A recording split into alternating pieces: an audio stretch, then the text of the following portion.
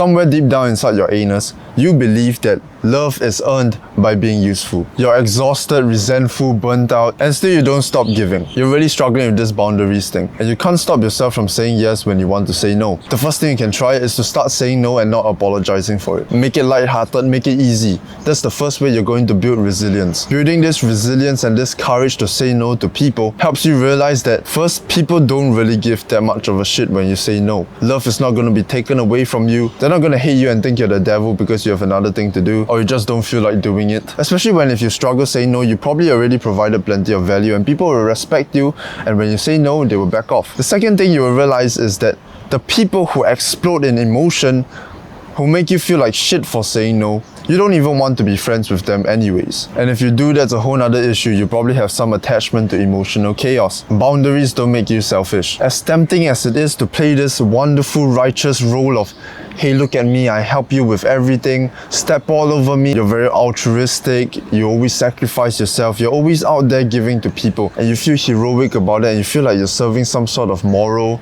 righteous purpose. But if you find yourself getting resentful, and even worse, you find yourself putting that resentment onto other people in very covert, strange ways, then you clearly have a problem with it. And the answer is not to just hold that in and keep going with your righteous front. You really have to look at that resentment, because resentment builds up and it eventually explodes. We all know this. And it will explode in uncontrollable ways which lead to undesirable outcomes. So say no and don't apologize for it. And that doesn't mean you be a dick about it. If somebody asks you to do this for them at this time because they have something else they want to do, but you are also busy at that time and you really want to disagree, say no and don't add any sorries anywhere. Say no with a smile. You don't even have to explain yourself. That's how you start to build courage. Prentice Hemphill says that a boundary is the distance at which I can love both you and me simultaneously. If you continue yelling, I'll leave. Don't talk to me like that. I'm not available. Don't call me after 7 p.m. And as you try to change, you feel guilt. And guilt doesn't mean you're doing something wrong. It could be because you're doing something new, something you're unfamiliar with, something that feels unsafe. And your habitual thoughts have convinced you to prioritize external harmony over internal peace. If you set clear boundaries and someone makes you feel like an asshole for it, that's a reflection of their entitlement to your compliance.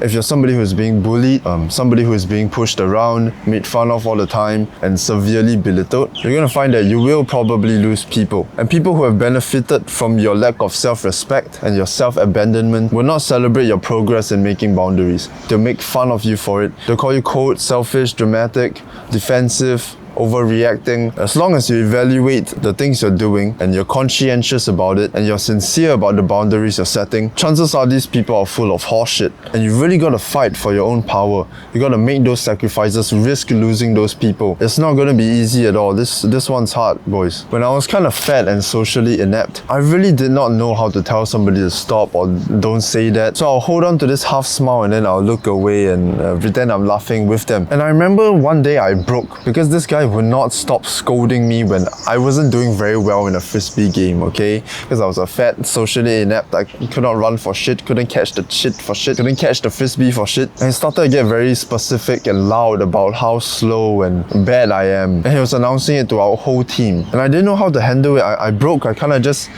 I got so pissed off, but I didn't know what to do with that energy, and I just walked towards him and I said, don't do this, man, stop doing this. And I just grabbed his hands and I said, please stop doing this, please stop doing this. So it's really not easy, but you aim to build that resilience, you set your boundaries over time, you say no, and slowly you get more and more firm with the way you set your boundaries. And soon you realize it's the smoothest way to operate around people. And it is important, it is essential. Love doesn't require you to always be available. Learn to provide value while keeping your self-respect intact. Just like many other things, setting boundaries is a skill. If you're struggling with it, you can absolutely get better at it. Start small, lay out a framework for yourself, see what you can do right now. How can you help yourself right now? What do you struggle with daily? Maybe you don't have a lot of time for yourself and your parents always want you to do something for them. How can you communicate effectively? How can you say no?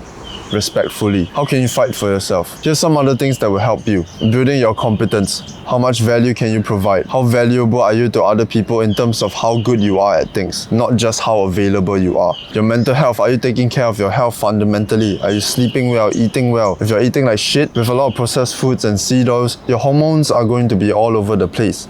And that could be a reason why you're chronically anxious or always in fear. Getting more social exposure so that you get more opportunities to practice. You can do this by being more proactive, meeting more people, learning more things, trying to get in touch with more people even when you don't feel like it. You can add meditation and journaling, reconsider the habitual thoughts you have, and focus on building your skill at mindfulness, which is being able to take your attention, have full control over it, and put it back into the present moment so you don't start thinking all over the place and hurting yourself when there's nothing really going on. Yeah man, if you're really struggling, it's really not easy. You can DM me on Instagram if you really need help with this. I'll be happy to do what I can. You got this, keep building your resilience. I love you. Good luck. It's a better world.